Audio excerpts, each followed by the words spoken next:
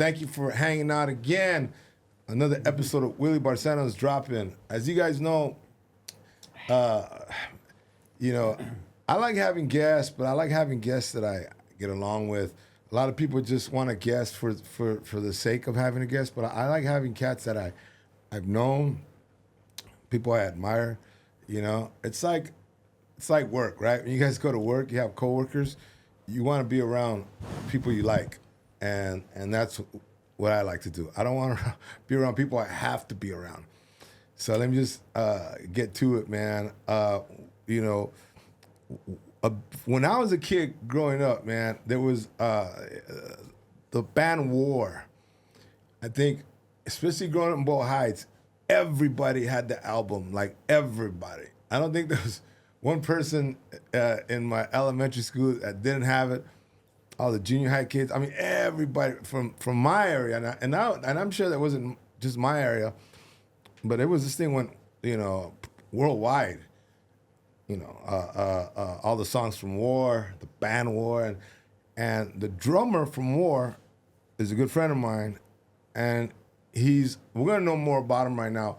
I believe he grew up in Pacoima. He'll let us know his whole path right now, but with us is Sal Rodriguez, the drummer, the bad chingon drummer from War. And let me ask you, bro, so did you grow up in Pacoima? Because I know that's where I've seen you. I see you at a little bar there. About, I don't know, 3 years ago. No, 5 years ago, a little bar I used to hang out with, right? It was a little Mexican place. Yeah, it's called Casa Torres. Casa Torres. Yeah, I think, what's the name doing some comedy there now? Gilbert Victor? Okay. Victor Vasquez. Yeah. He's doing comedy there? Yeah. Okay, but I used to see you there. I used to see I was kind of like your hangout place, that was our house. We had a residency, as you call it, for 8 years there. You know what I mean? We tore that place up, man, and I would bring so many people in there from groups from, you know, El Chicano, Tierra, Malo, and Lonnie would come sometimes from War. Had the drummer from Slayer come down, drummer from Santana come down, and we tore that place up, man, you know. And there was no other live entertainment in that area like that quality musicians, and man, we just jammed that place up, man. You were able to bring them all in. Can we get the mic a little closer, bro? Okay, just a little closer, right that. Like this? Yeah, all right. So wow. That was called Casa Torres, and this, you know, they don't have live music anymore, but I mean, they do some stuff for, you know, private parties, and it's a restaurant, and I think some Victor's coming doing some comedy once a month there, you know what I mean? Okay. But that's basically it. I mean, you know, it was fun while it lasted. Right. But it was, you were able to, because you know, obviously of your resume, man, and what you've done, and being part of such an iconic band. Yeah. I mean, you know, I not everybody's able to call just, you know, any musician like you're able to do and just say, hey, you want to jam with us? It was kind of jam sessions, right? Yeah. Well, I had a band, but then I would invite people to come in, you know, and they wouldn't want to come because, man, we played everything from, you know, from Ramon Ayala to you know, to Zeppelin, to Beatles, to cumbias, Afro-Cuban music. I mean, we just played everything, man. It's amazing, you know. Yeah. But the variety of music that we provided for everybody, you know.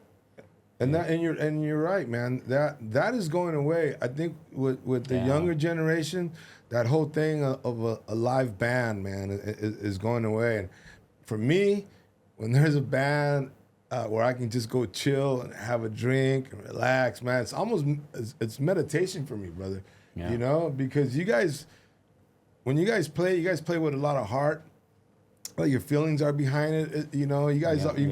So let me ask you, man. So did you grow? Were you born in Pacoima? I was actually born in Tijuana. Oh, and you came here. How old were you when you got here? I was 2. Okay. So I was the first Chicano Mexican Moses going to the Rio Grande in a basket. All right. That was me. No. I did come here legally. So for all you. You know what I mean? No, but you know, when I talk about people getting here illegally, like I did too, and I was 7. Oh, yeah? Where are you from? Yeah, Chihuahua. And we were, you get creative, right? You get creative when you come in. Yeah, well, you know, when you're your first language is Spanish. You know what I mean? When you're growing up in the '60s and stuff, it wasn't cool to speak Spanish. Right. You know what I mean? So, and so that you had something like a little, you know, insecurities and stuff because believe it or not, you get bullied, man. You know what I mean? Well, And, well even wait a when you minute. were But, kids, but if you got here at 2, you were able to speak English from the get-go.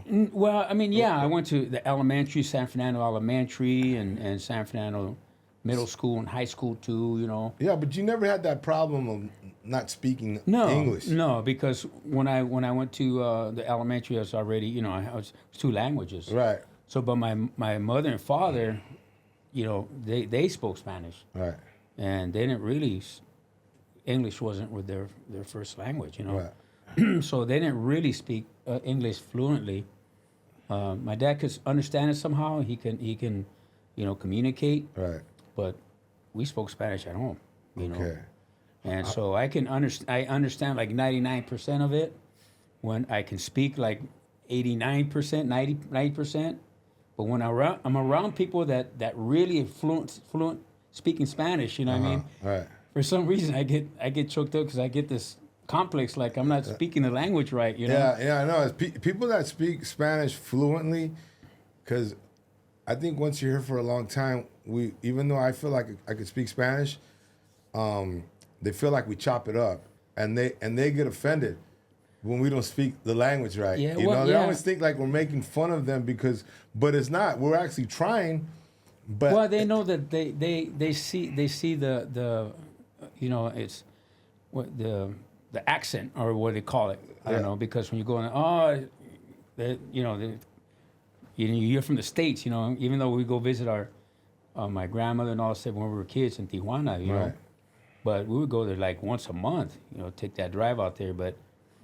And then I would, I always bring the kids out, you know, call them kids. I was a kid back then, but I don't know, for some reason, I always felt like I had to do something, you know, that man, they didn't have what I had, you know what I mean? Right. I would bring like bag of marbles and stuff like that, start giving them out to, you know. to the kids. Yeah, the kids. And I was a kid too. So, Yeah, but to them, yeah. Well, to me, I just felt like, oh man, you know. Well, I was probably I was one of those kids, bro. I was one of those kids that didn't have like honestly, I really was, bro. Well, how old were you when you came I over was here? 7 years old, man. 7? Oh, yeah. 7, and you know, I was it was a culture shock for me, and then I had an uncle that lived with us, and he was one of these guys, man, that you couldn't like if you try to speak English in the house, he'd bag on you like, oh, what do you think, you're white now? Yeah. You know what I mean? So It's he would do pocho, it. they call it pochos, right? No. If we try to speak English in the house, he was one of those guys that would tear you down. So for me, yeah, It's kind of like the opposite, huh? Yeah. And so listen, man, were you always like musically inclined when you were a kid? Did you know? Well, I knew from an early age what I wanted to do. And how early are we talking? At least about 9 years old. Okay. And I started playing and getting paid when I was like 11.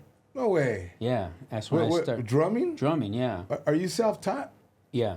Like you didn't get lessons? No, I didn't get lessons. I'm self-taught. Okay, so have you ever taken lessons? I've taken 1 or 2. One or two? Are you literally saying like 1 or 2, or you took a few classes? You know, 1 or 2. 1 or 2 lessons from a guy that was teaching jazz. Uh-huh. But I don't want to sit there and read tap, tap, tap and all this. I want to get into the song, man. Show me the song.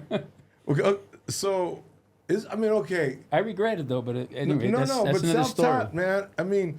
I mean, it's just like when you heard a song when you were a kid, you can hear the beat in your head, right? Yeah, you can. I'm always constantly, you know, I'm always keeping rhythm within, you know, like I'm like with my teeth, the chopping and beats and stuff. You know, there's always something going on. You're tapping. It's in you, man. It's so when you were a kid, when you were a kid, were you those kids that couldn't stay still? You were always moving your. Well, in my early days, I mean, nobody told me to practice. Okay. I used to run home from, call them junior highs back then. Now they call middle schools. Okay. San Fernando Middle School, and man, that was like that was at least 10 miles. That was far. Are you serious? We walked. Because it sounds like those stories that you hear, you know, hey, I walked 20 miles in the snow. No, But no, it was really 10 miles? seriously. It was Really? from Pacoima all the way to San Fernando. We bit the railroad tracks, but I went with a group of, my neighborhood guys, and Uh-huh. it felt like what's that movie? Stand By Me? Yeah, Stand By Me. Yeah, It felt like that. We throw Yes, rocks at because- hobos by the tracks. Hey, what are you doing? yeah. I'm taking a dump. What do you think I'm doing? You know, it's like So it'd be that was fun. Yeah. So, Rain, snow, shine, whatever it is, to us it didn't matter. If it was raining, that was cool. yeah. We just dug it. It was just part of it. No, but what I wanted to ask you was like someone that kept the beat. You say you're always moving.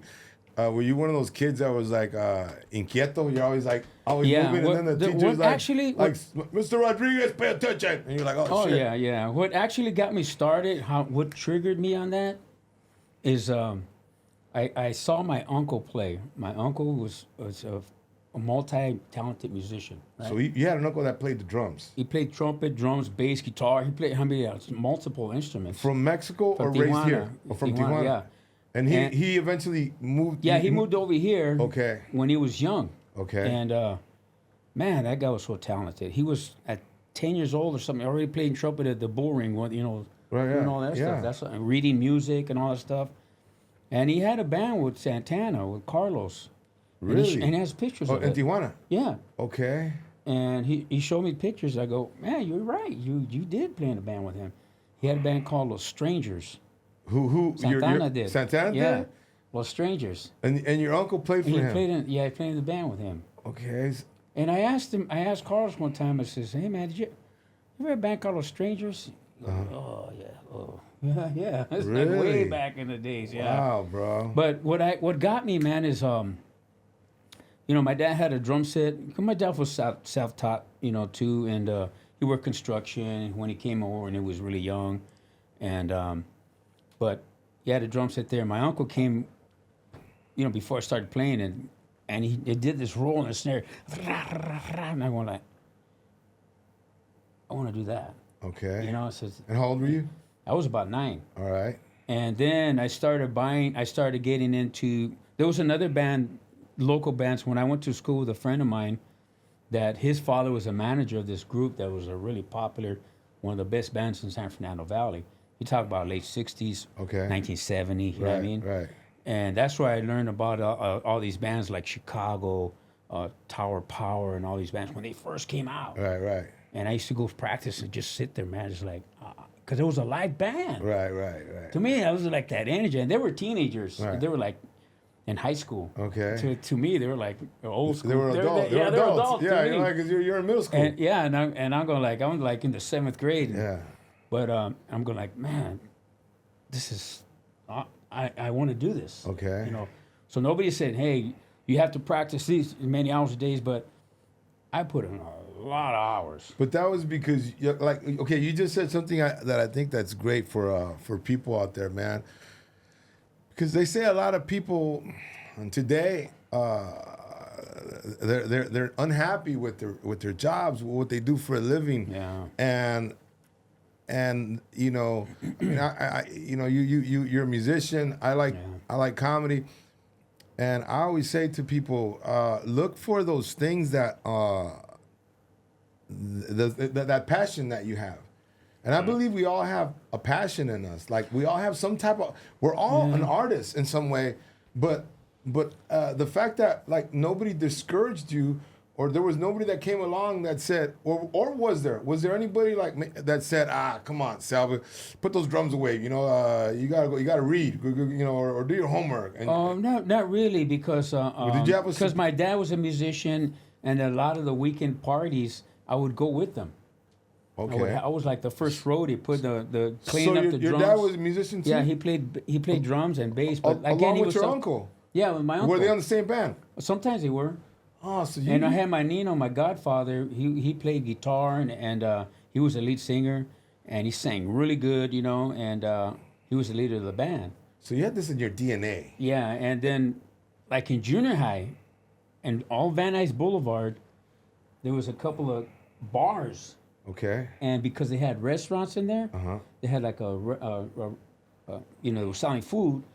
A minor can go in there with an adult Because there's So food. because they're Right. selling food. So during the break, I mean, here I am at 7th grade, 8th grade, already working. Did anybody notice? Did anybody say? three nights a week? But No, did anybody go? Yeah, "Hey, people. Yeah, they were looking at me. It was like, that's a kid. yeah, it's like.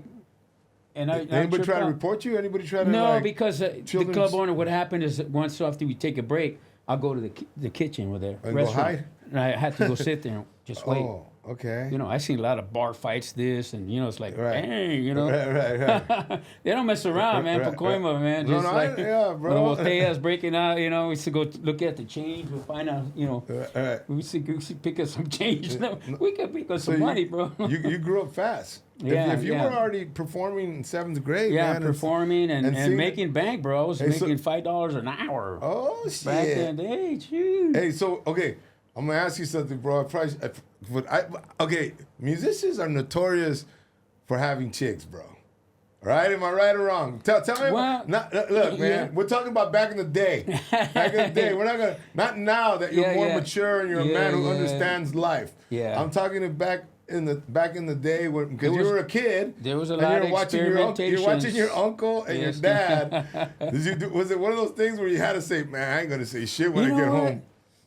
Here's a story. Here's a deal too. My because dad's just friendly." I just had a lot of desire and passion for what I wanted to do in music. Mm-hmm. That's why I didn't get married or have kids until after I was 30, in my 30s, because a lot of the musicians that I know that I went to school with that were good, Yeah. and they started getting married and having kids, and I saw them just drifting away. No, go- but this is my question to you, brother. You're a kid. Okay, we'll say restaurant, right? It's a bar, bro. Oh, yeah. All right, we're gonna say this out. But you're a kid. You're 7th grade. You got an uncle. You got your dad. Yeah. I'm sure the guapos, musicians, ladies love the musicians, bro. I'm gonna Oh, bring yeah. you back. Yeah. And listen, if you don't want to talk, if you want to, No, I'm if you good want to with move it. on, I'm let's good move with on. it. Yeah. All right, listen, man. I'm not going to detail. No, I have to go in detail. But as a young man, no. I know nothing. No, but as a kid, okay, that's what I want to Yeah, get at. yeah, yeah. Okay, as a kid, as a little 7th grade kid, watching, I mean, bro. Oh, I seen some stuff over there, man. But yeah. you just have to just keep your mouth shut. Like, I don't see nothing. Yeah, There I was see many times, brother. Oh yeah. Well, I started touring as soon as I got out of high school. I went on tour Right out of high school? right out of high school. Okay. And, Who'd you go? Who were you on tour with? I went on tour with this Tejano artist. His name is Little Joe La Familia. Yeah, I know right? Little Okay, yeah. Joe. Yeah, Yeah.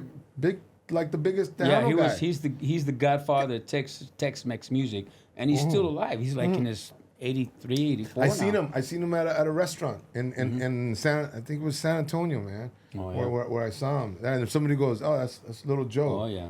Yeah. Well, he took me under his wing, man, because I was playing at this little place called Acapulco on the San Fernando Road, and some of the guys, and we were playing like, I was still in high school, and then we were playing the rancheras, cumbias, and we Okay. play Little Joe stuff. And How did he find you? How did Little Joe find you? Because he's from Texas. Yeah, he's from Texas. How but did he find you in Pacoima?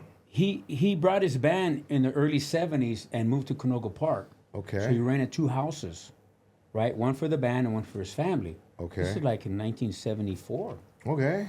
And so the sax player and the trumpet player, they were session guys. Okay. They were doing sessions, movies, and working with Elvis. I mean, just session players. But on the weekends, they come play at the bar just for chump change and Right. drink, whatever right. else they find in the parking lot. And so one day they turned around and says, "Hey, man, Little Joe's looking for a drummer."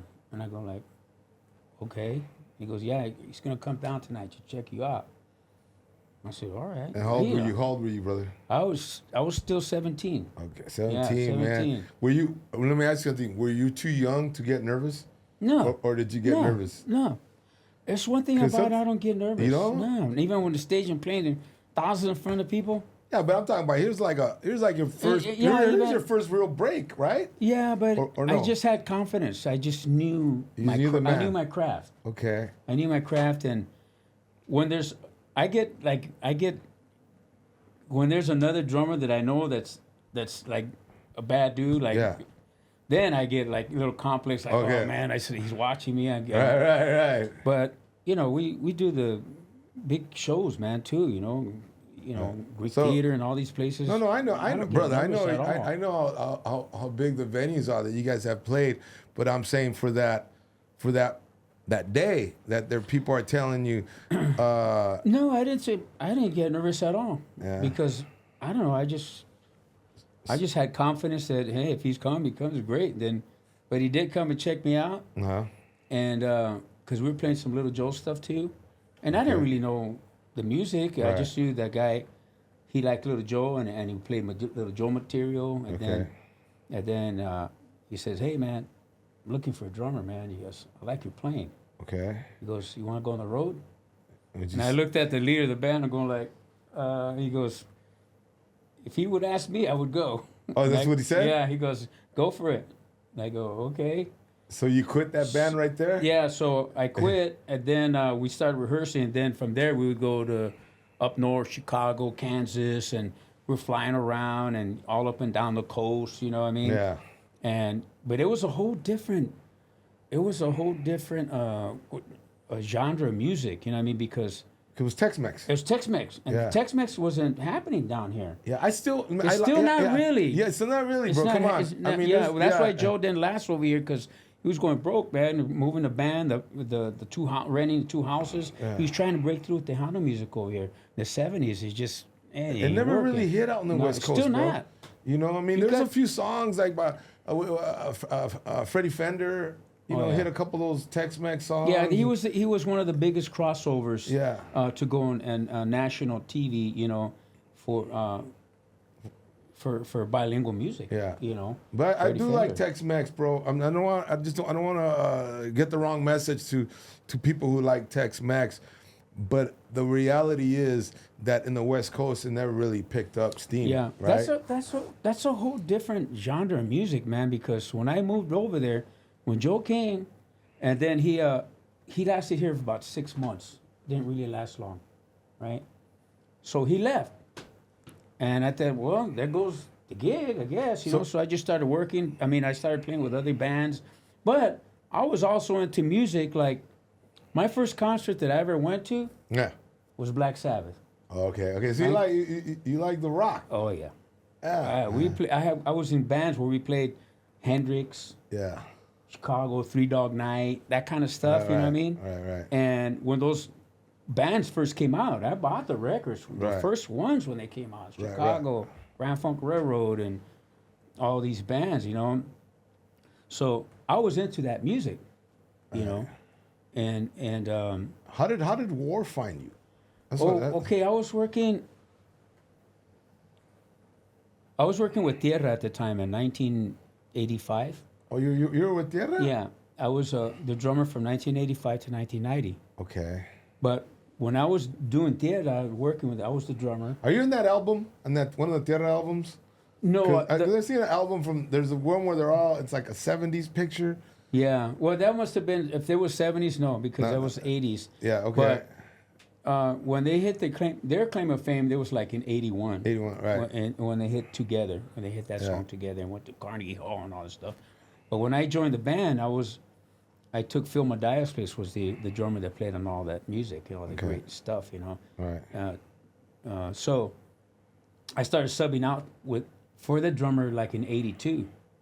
So then finally, when he finally quit, that's when Rudy called me up and said, "Hey man, you want to join the band?" Because I already subbed out for him. They already knew my playing. Right. So, so that's when he called me. He says, "Yeah, shoot, yeah, I'll join the band." You know what I mean? So you don't- Tierra you was join- one of the hottest bands, Yeah, man. yeah, Nobody they were could hot, touch bro. them.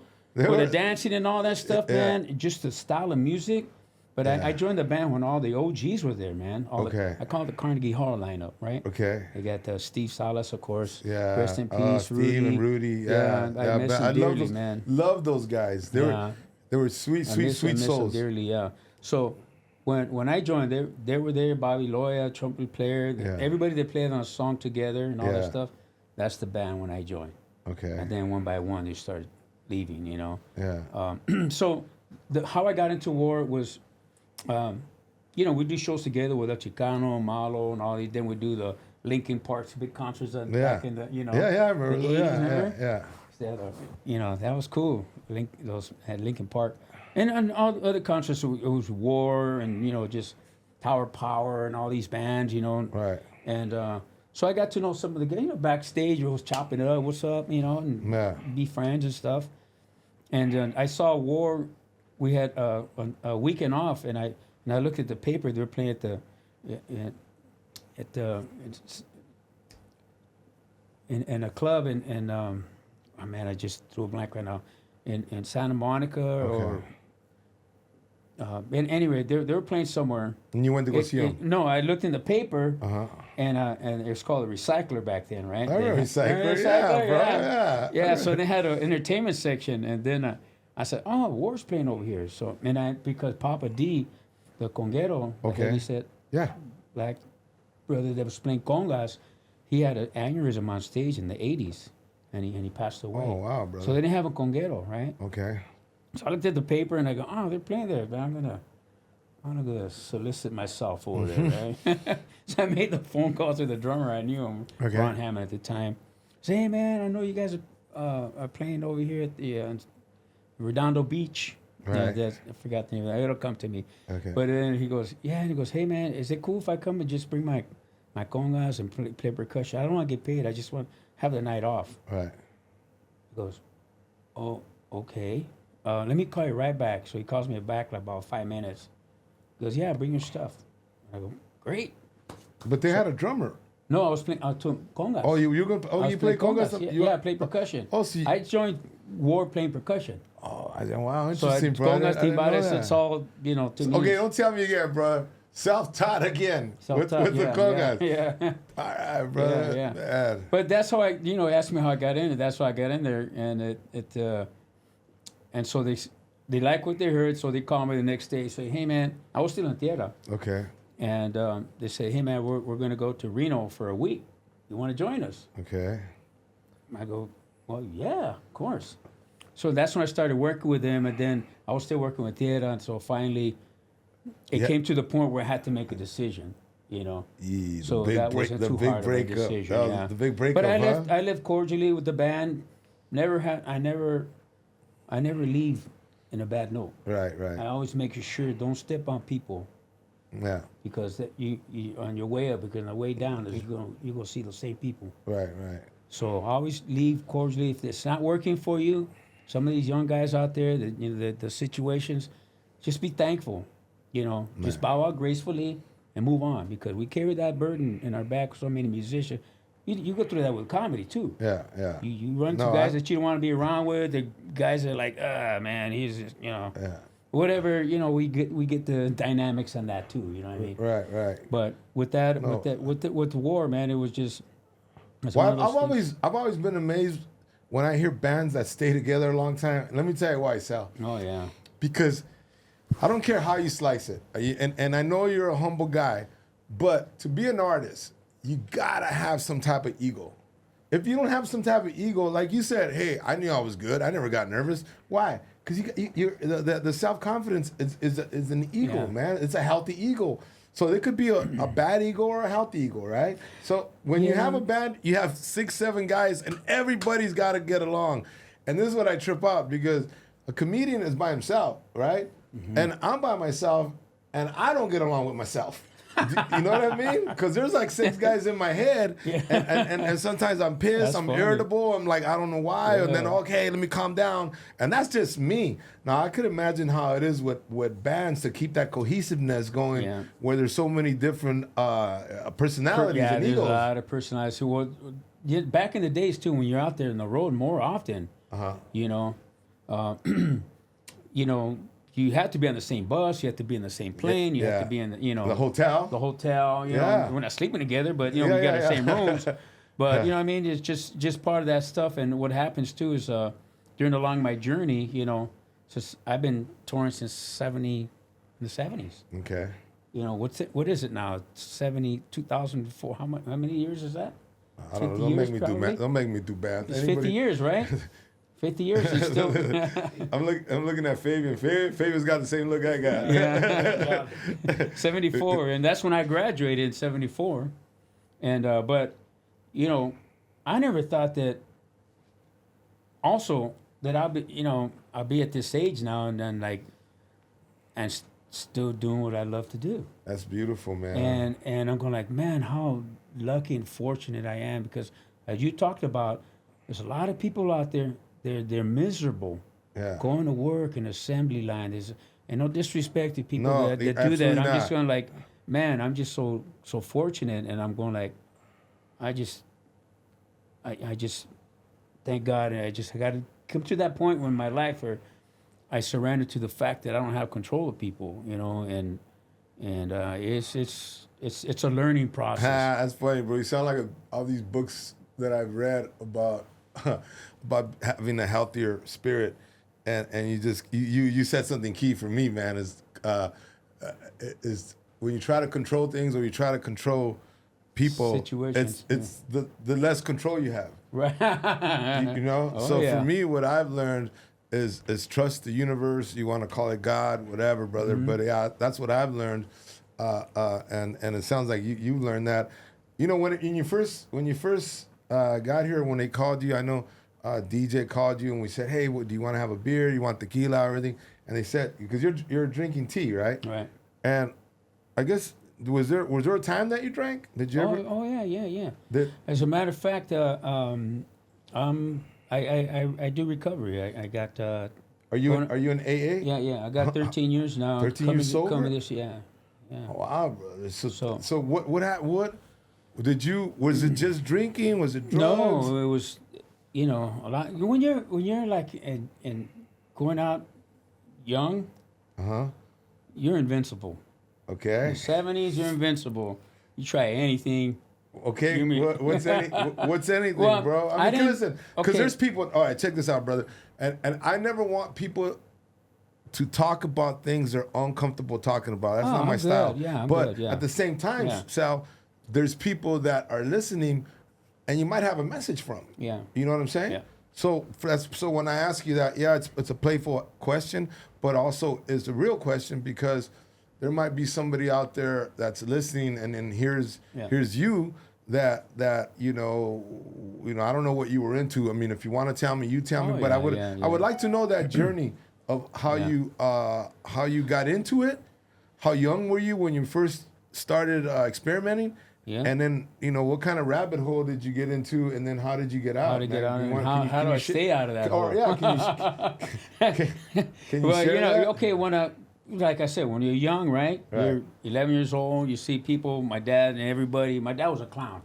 That's where I get my sense of humor from. My dad was the life of the party. Okay. Jokes galore, blah, blah, blah. You know what I mean? It was amazing.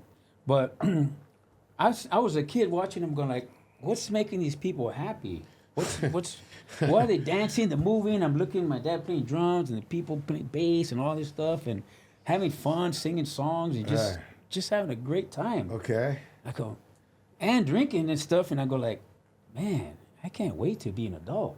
Okay. That's what I want to do, man. I want Right, to entertain. right. I want to have fun. I want to do all that stuff, All right. So playing early in my early days, man, that's just what do adults do? I snuck around. They had the backyard parties. They had the pictures of beer. Remember they put a loaf of bread on top for the foam and all that stuff. I don't know if you remember that. No, I don't remember that. You don't remember that? No, Yeah. no. You remember They put a loaf of bread They put on a top. loaf of bread for the foam. So, okay. This is- I never knew this, bro. I'm going to look it up now.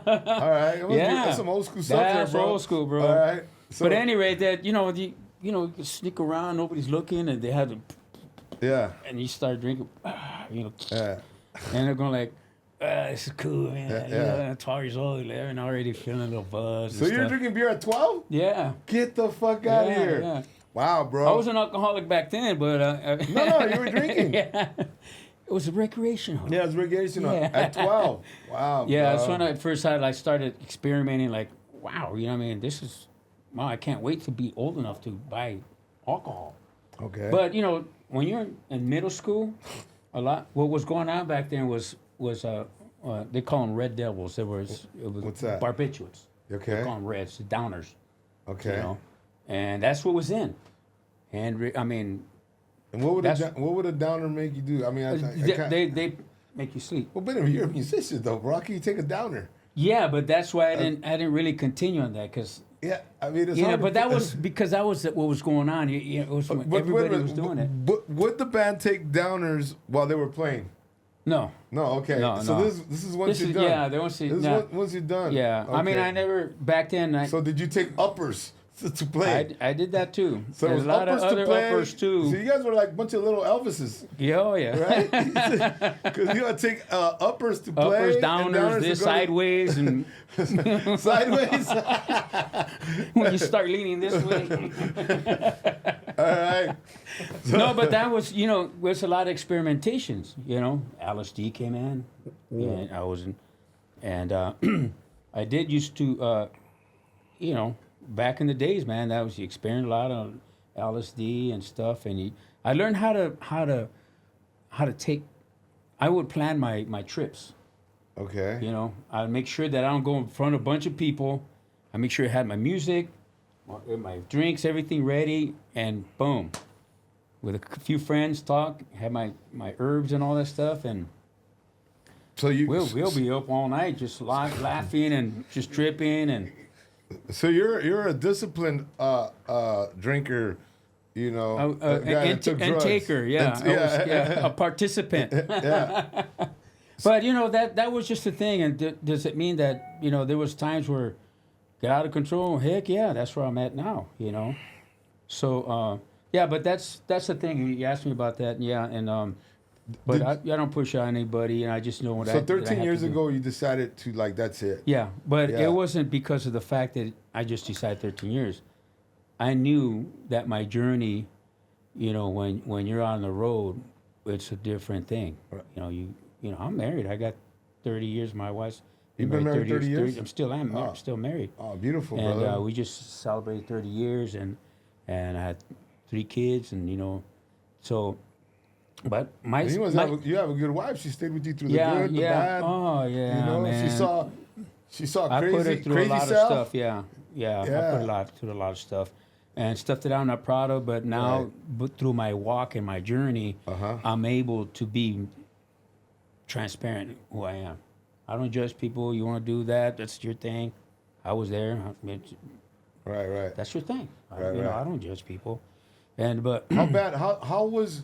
If you had to say, or if you want to share with the man, cocaine was the one that brought me down. Oh, cocaine. Cocaine was the one that brought me down. I mean, what even, was your lowest point with cocaine, bro? I just knew the fact that when you start knowing the drug dealers and people and on the road and staying up for When you would go to a city, you already knew the They drug were dealers the- in that city already know Sal's here. so I'm gonna find Sal. Yeah, they call me up. You in town?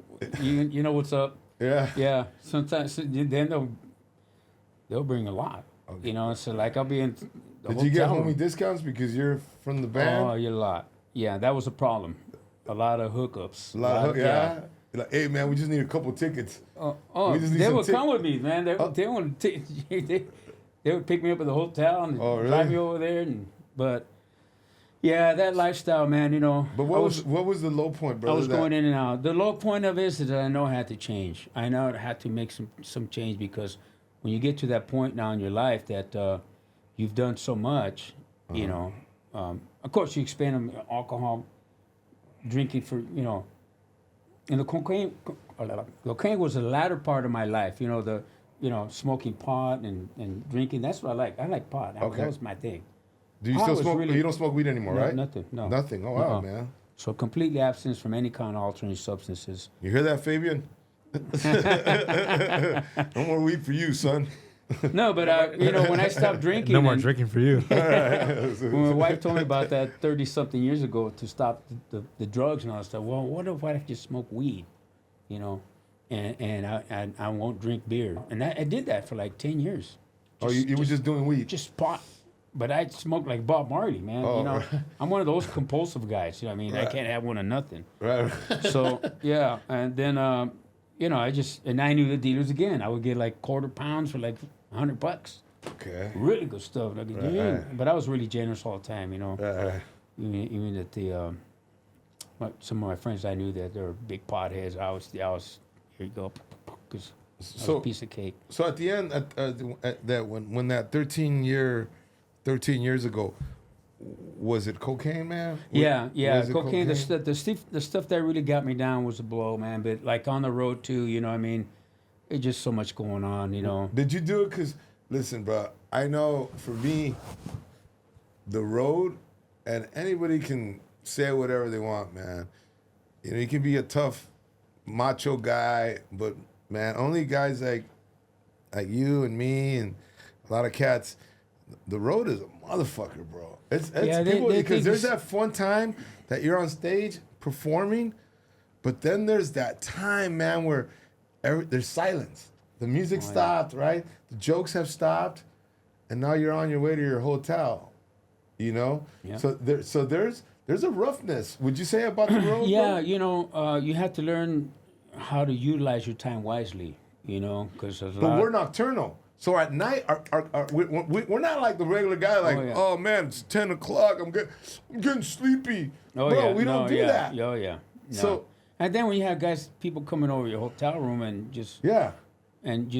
bringing the, you know, whatever, you know. Was that part of it too? Was that a struggle, man? Yeah, Like it became a struggle. because you after a miss your while. wife, you miss the kids, right? Well, on that stuff, you don't miss anybody. You know what I mean? You become so selfish. That's the problem. We You- see, you with be- me, for me, it's always been I drink, man, and if I go to the bar, the hotels will have a bar, right? You know, then course. or people invite you, like, let's go out. And to me, it's like, man, they buy you stuff. They Yeah. bring stuff, you know, in a band. And what do you want? They still ask me. You know, when we're at the hotel, in the middle of nowhere, and we come down, we finish the show. Some people at the bar.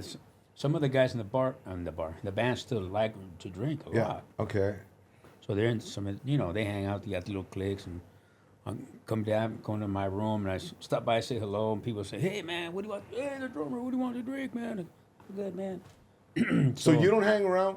Okay, let me ask you, because you don't drink anymore, you don't partake in anything at all, Yeah, anything, not yeah. even.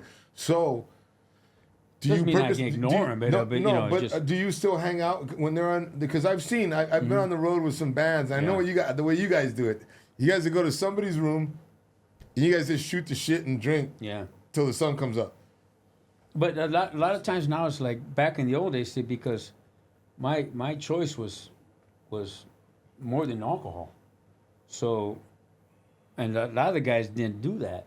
Didn't do And what? They drank. Oh, okay. I like doing the other stuff. Okay, man. So you were the I cook- had none. And then when I got it, Yeah.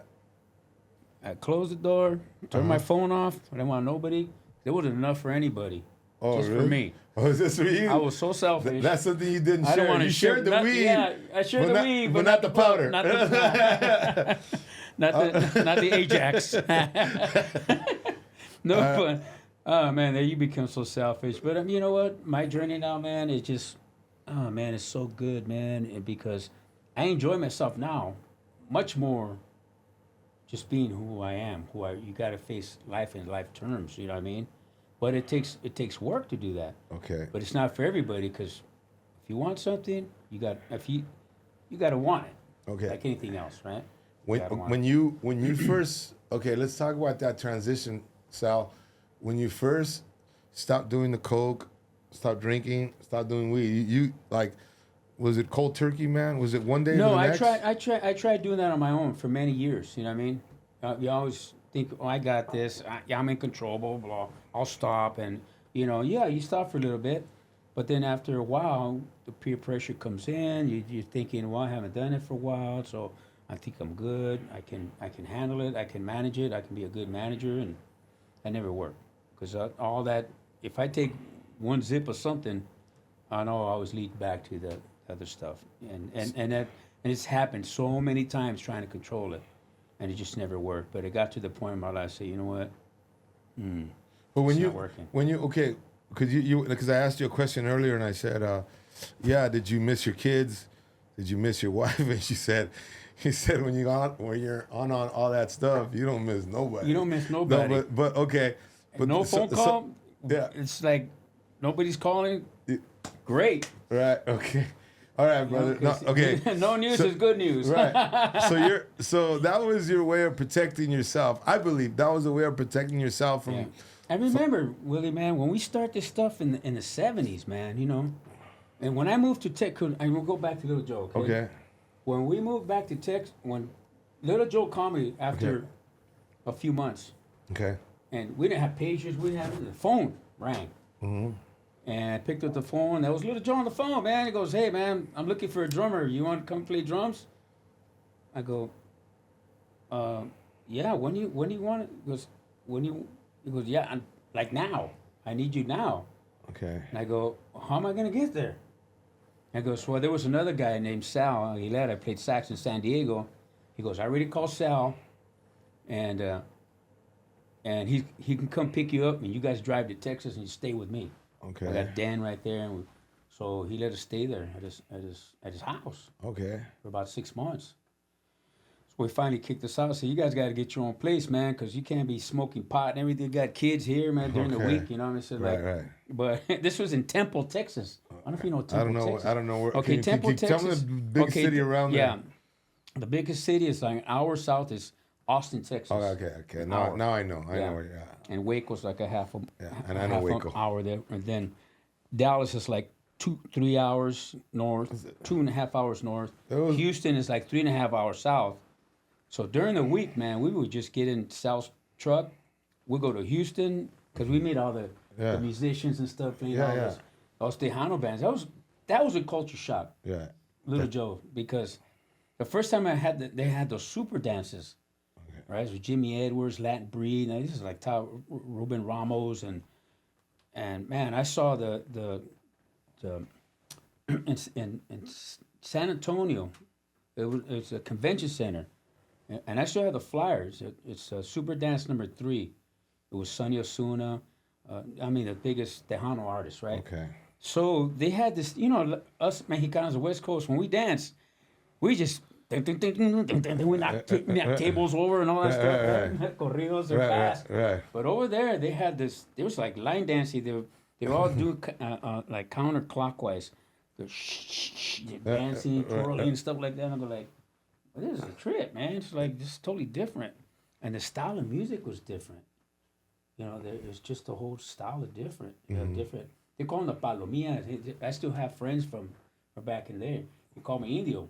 Yeah. Because Little Joe named me Indio. Okay. Because there's some people still know me as Indio. Like, hey, have you seen Indio, man? It's like, because back then I had long hair, man. And, Did you buy boots? Yeah, You're in Texas. I bought boots. Everybody buys boots. Yeah, and back then, the platforms were in, man. Yeah. Remember the disco? Yeah, bro. I had those big platform shoes, bell bottoms, with hair and all that stuff, man. And it was a trip, man. That was a cool era of my life, man. And the drinking age back then in Texas was 18. Right. That was a law back then. So when I went over there, that's when I got introduced to Mad Dog 2020. Oh shit, bro. It's like, huh? No, but So it's an interesting ride, man, because you went with Lil Joe first, and then you went with Tierra, right? No, well, before that, I was Before who? Before Tierra. When I came back from Little Joe, I was in this band called Eastside Connection. They They were an East LA band, and we did records, we toured and stuff like that. We worked with Tierra too, opening the Ruiz Pasta House back in the 70s. Ruiz Pasta House. Yeah, bro. Yeah. So I know that parking lot real well. No, I don't know it. So you were Eastside Connection. But anyway, Eastside Connection. Then that went for a while, and then what happened there is I went on tour with Jose Feliciano. Okay. Back in the middle, right? How is he? Right before Tierra. Okay. Is he a good cat? Yes, he's amazing, man. Yeah. And he's funny. He knows a million jokes. He knows a million songs. He's still touring, man. He's still touring. Yeah. Yeah. And but I worked with him, and then My favorite song for Light My Fire. What? Light My Fire. No. California Dreaming. No. Oh, Feliz Navidad. Oh, yeah. Well, she learned how to speak Spanish for that. Feliz Navidad. I still play it. I still sing it. But I went with... You gotta play that song. You gotta find the song. And, yeah. I don't know why. But this guy had a sense of humor, man. That's my favorite Christmas song. Yeah. I wanna wish you. Well, yeah. But anyway, he was a jokester, man. Was That he? guy was amazing. And Oh, he brother. had a sense of humor, man. One time we were at the airport, Okay. and we were like in the lounge area right there, right? And he had a glass eye. Okay. I'm sorry, bro. I can feel the joke coming as a comedian. No, yeah, no. And you say he's a jokester. You brought up his glass he's a eye. I jokester, can bro. already see And some. no, saying. I can already see his glass eye in the drink, bro. No, not that. No? Okay. No, all right. he put his eye See? on the See? table. I saw something coming. When you see it, I already go. You say he's a jokester. He had a glass eye. All right. What the fuck did he do with his eye? He put it on the table, and Okay. I'm going like this, and I'm going like, oh my god. So he knew like he goes, I'm just keeping an eye out on you. That's a good one, He was bro. funny, I like man. that. That is funny, But brother. the first show I did with him was at Grand Ole Opry in Nashville. Okay, wow, Yeah, bro. Grand Ole. You've done the Grand Ole Opry? Yeah, Grand Ole Opry. This was Oh, like, brother, that's a sacred ground for yeah, man. You know? But anyway, the guy that was doing the directing didn't know he was blind. Okay. Right? So he's queuing and I'm going like, nobody came in. He wouldn't come in. So he finally told the guy, oh, sorry, Mr. Feliciano. Oh. He thought- So you had to verbally say it? yeah, verbally said. Oh, yeah, come in? Yeah. 1, 2. No, but with Jose, I did that for Bennett. Then when that tour ended, then that's when when Rudy called me. And Okay, guitar so- player. so- We found, then they needed a drummer, so I went with them. But before then too, I did I worked with Tom Jones. You were with Yeah, Tom with Jones? Tom Jones, yeah. What years were you with Tom Jones, brother? Jesus, bro. I did that when I was still when I first joined War and I was still in The between. 70s? No, that was like in 80s? 90s. 90s. Yeah. Was Early he- 90s. Did he still have a lot of chicks, bro? Come on, yeah. This Oh, guy man, was Tom, known. that This guy guy- was known, bro. Come on. Oh yeah. But around him, I mean, there's still throw calzones at him. Really? Yeah, but they're a lot bigger now. Yeah. They like parachute open yeah. up. They parachute up and they drop. Some of Hey, them go down like this. It's just like your shows now. Our crowd is 60 and up, bro. Why you being a hater, dog? You're a dick. See my son? See, like your show's now. What an asshole. Hey, bro. Hey, son. Those deals are wild, man. Shut up, dude. Hey, son. Do you know who Tom Jones is? Your grandma used to get horny over that dude. He did, bro. Well, let me tell you a quick story my about mom used to get horny over that dude when I was did a too. kid. It's good You did information. too? No, him he and goes, I Elvis. did too. He goes, Him and no, Elvis, you got to check him and them out, bro. Elvis. Yeah, Yeah, he was Elvis's buddy, bro, in Vegas. Okay. And so you he put was we'll a- put a little clip of him, Alright. of Tom Jones. This is gonna have the chicks, bro. Yeah, he was a Welch guy but he was one of those heartthrobs, man. Yeah. He had his own TV show and all that stuff too. He had a bunch of hits, but I toured with him. But She's a lady. yeah, oh yeah. What's new, pussycat? Yeah. Whoa, whoa, pussycat, pussy. Never mind. Okay, so Anyway. so was he? But anyway, this is how was I he got still? that. Did he still have a lot of chicks back in the '90s, Well- bro? Well, he said they were throwing panties at him. Stuff, this but a lot of that was kind of like nostalgic thing. You know, oh, okay. You know. Right. But Good dude. but the way I got that Okay. show was my friend who went to school with. He was the director, Amber Alert. But Amber Alert. he was a director, so he called me. Hey man, we're looking for a percussionist guy. You know, Okay. that I put on side it too. But and he says, okay, yeah, I'm interested. I'm good. Tom Jones, are you kidding me? Yeah. Yeah. So I told my wife about it. I says, hey man, I got called to do this Tom Jones. She goes, Tom Jones, what do you want to go work with him? Who said that? My wife. She goes, She hair. She didn't like him. You know, it's like Really? Yeah, it's just Everybody chest likes Tom hairs. Jones. She didn't. Okay. She goes, I don't know. And I go, well, I took the job anyway. So we were doing a residency in Vegas, right? Okay. At the MGM. So I go, come on, let's go meet. You want to go meet Tom Jones? Oh, I guess so. You know. So we got the management because he had his own private room and all that stuff. So, Okay. So we get there, and we open up the door. He comes in, and then I go, Tom, it's my wife. Man, it's Tom Jones. And he's looking and goes, hello, darling. And she's like, She fell in love. she's froze. I go, Right? hello. I go, what happened? No que no. I go, no, his big blue eyes and this and that. Ah. His chest and all that. Que la chingada. So she gave in, you know, but no, that was cool, man. And then of course, with that, yeah, who else did I work with? Oh yeah, like the Duke Ellington Orchestra. Duke I got to work Ellington? with Duke Ellington. Wow, bro. Not with Duke, but his son Mercer. Okay, I was He gonna took over- say, yeah, man, Duke because died in Duke Ellington was 74. 40s, no? No, Duke died in 74. But- He but- was 70. It was like 70 something. But he had hits in the 40s, is what I'm trying to say. Yeah, he was. Yeah. His university studied his music. Okay. Great composer. I mean, this guy talking Wow, about brother. So, the legacy of Duke Ellington Orchestra. so that was the son. His son Mercer. Okay. So he out of New York. So they were flying me out to New York and do, my first time playing in Carnegie Hall. Man, Okay. 1991 or something. I was like, damn, I never thought I'd play here. Right, right.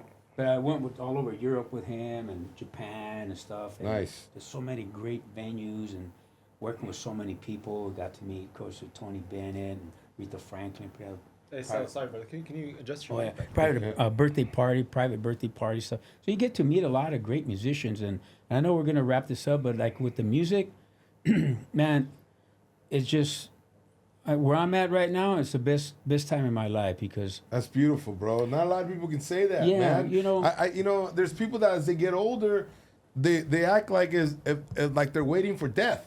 yeah, You know I what I feel mean? like I'm just starting. No, that's beautiful. That's why I love. I feel like love, it's just I love hearing starting, that, man. Because, like I said, when I met you, bro, and I don't know if you had just started, but you were with War. Yeah. 'Cause we did a gig together in that Palm was- Springs. Yeah, that was. This is like 92, 93. Yeah, I had just joined them. I joined them in 1990. So Yeah, and then we hit it off right Yeah, away. it was And then cool, every yeah. time we saw each other, we shoot the shit. You're always just a Yeah. good dude. Let me ask you something, bro.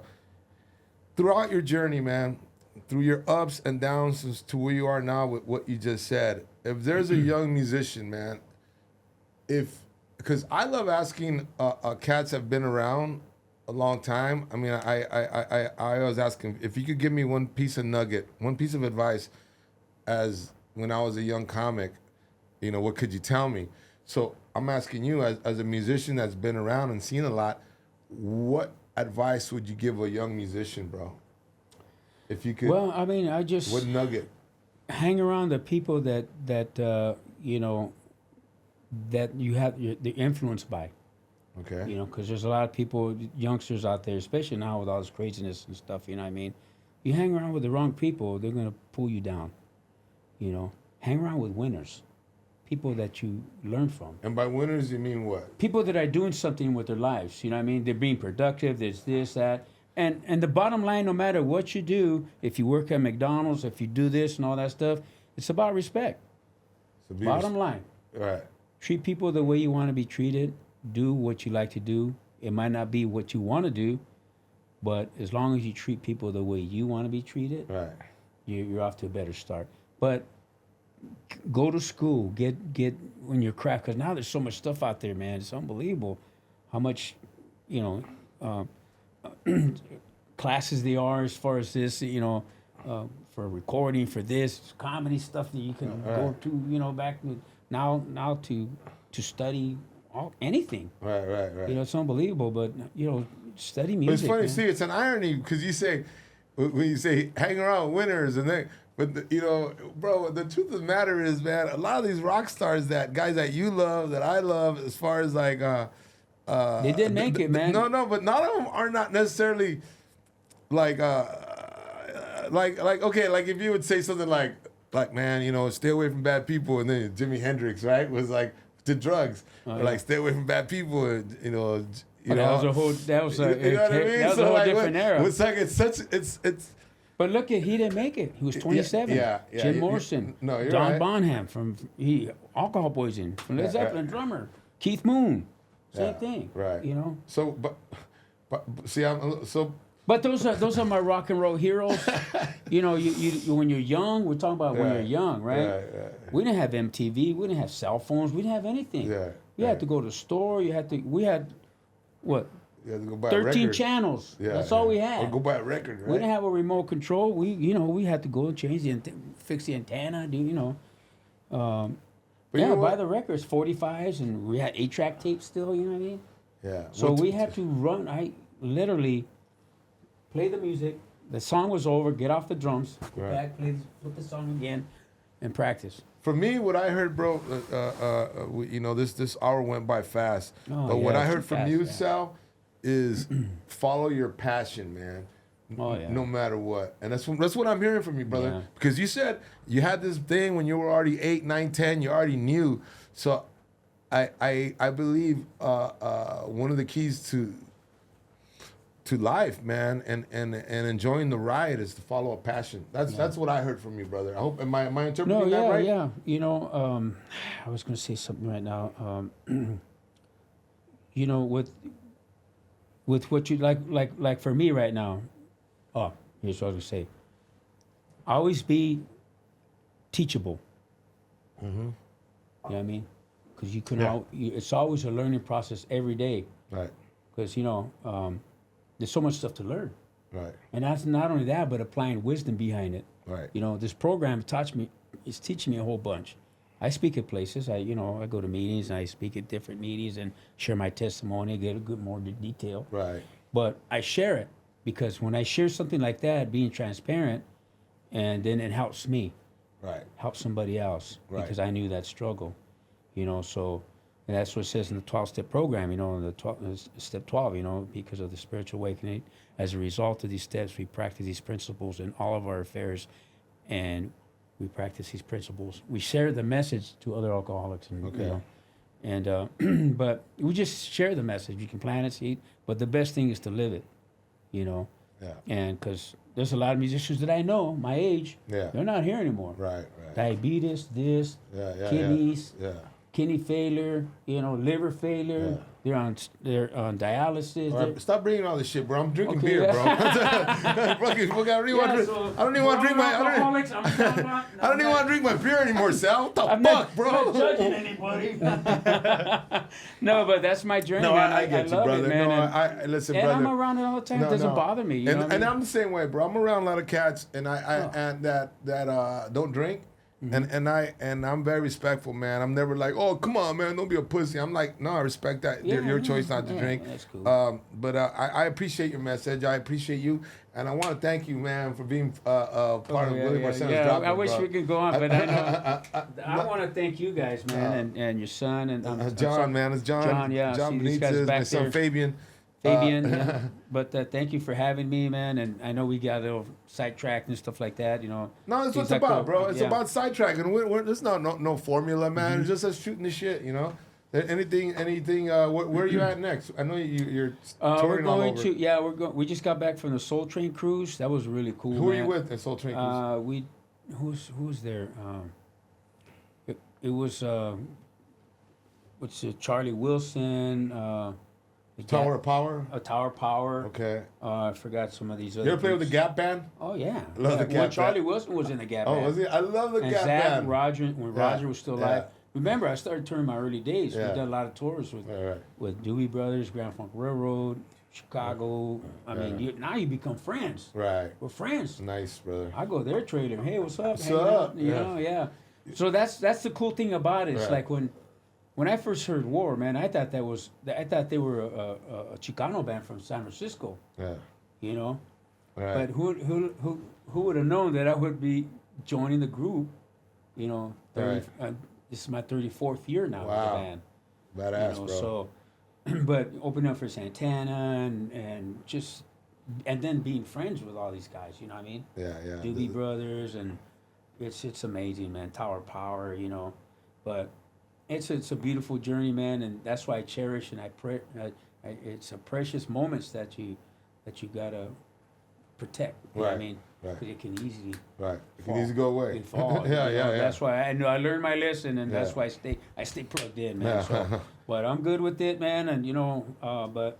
Thanks for having me. I appreciate it, and I know I'm getting off the microphone, but No. I'll come back. I gave you the little Yeah, drum thank here. you for my gift, man, from War. But Yeah. okay, brother, and Fabian, where am I gonna be at, bro? So this is airing, I don't know. No, All right, here we go. give me some dates, bro. You got 1 second. Yeah, way to stay on top of. Why are you whispering, dude? Huh? Why are you whispering? I'm talking to the mic, but Chingados, bro. hold on. But Well, you know what? I'll edit. We'll edit, Yeah, and then yeah. you'll say it Yeah, with yeah. confidence. And You know, No, I don't have it. I don't have the dates. and went to in school my head. too. It's like we did a tour with Cheech and Chong for 3 years. Oh, nice. Yeah, bro. so we got to share the stage with Cheech and Chong, Oh. man, and Oh, this is and good be on the dude. same bus, man, hearing their stories, man. Yeah, Oh my God, yeah, you know what I they're mean? fucking party oh animals. yeah. But they're cooler now, you know what I mean? All that Yeah. hard stuff. But no matter how many times I heard the jokes, I always laughed Right. because it's how they set things up. Yeah. No, You no, know. they're I had they're their album legends, when I was a man. kid, man. Yeah. But again, man, I want to thank Thank you, Sal brother. Rodriguez. Thank you, my I'm gonna man. cut you. I'm sorry, brother. That's all right. No. What Yeah. were you gonna say? No, I bro? just said I wanted to thank you guys again. You know, hey, I'd like to come back eventually sometime, maybe tomorrow. What do you guys do tomorrow? No. Part 2. You know? I'll get to the real nitty gritty. No, bro. No, that's you're cool, always man, welcome, yeah. bro. Thank you for. Next time I bring some bongos and play a little yeah, war music. bro, and let's do stuff. that. What about that? Huh? No, absolutely, bro. Want to do that? Yeah. All right, do we'll it. set that up. Yeah. We'll play some music for No. you. So thank Let's you. do again. that. Thank you, brother. Again, man, I want to thank Sal Rodriguez for stopping by and Willie Barcena's drop in. It was fun, informative, and I love hearing these wild stories and his journey, man. You guys, if you ever watch War, if you get a chance to see him in concert, you'll see the cat with the drums. You'll see Sal in the back just tearing it up, man. Yeah, just go to war.com, you know, and look at our schedules.